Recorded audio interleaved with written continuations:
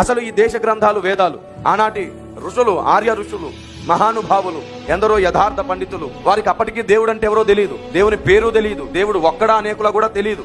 బృహదారణ్య ఉపనిషత్తులో యాజ్ఞవల్క మహర్షి చేసిన ప్రార్థనే కదా స్కూల్స్ లో, కాలేజెస్ లో నేర్పిస్తారు. అసతోమా సద్గమయ, తమసోమా జ్యోతిర్గమయ, మృత్యోర్మా అమృతంగమయ అన్నారు. అసతోమా సద్గమయ అంటే అర్థం ఏమిటి? అసత్యంలో ఉన్నాము దేవా, మాకు సత్యం కావాలి. తమసోమా జ్యోతిర్గమయ అంటే తమస్సు అంటే చీకటి, చీకట్లో ఉన్నామయ్యా, వెలుగు కావాలి. జ్యోతిర్గమయ, మృత్యోర్మ అమృతంగమయ, మరణములో ఉన్నాము నాయన, మాకు జీవం కావాలని అడిగారు. అవును, ఆయన చేసిన ప్రార్థనకి ఇప్పటి వరకు దేవతలు, దేవుళ్ళు అని పిలువబడిన వారిలో ఒక్కరైనా వచ్చి నేనే జీవము, నేనే సత్యము, నేనే వెలుగు అని చెప్పిన వారెవరు? ఒకరైనా దానికి జవాబిచ్చారా? ఒకే ఒక్క ఆయన ఇచ్చారు.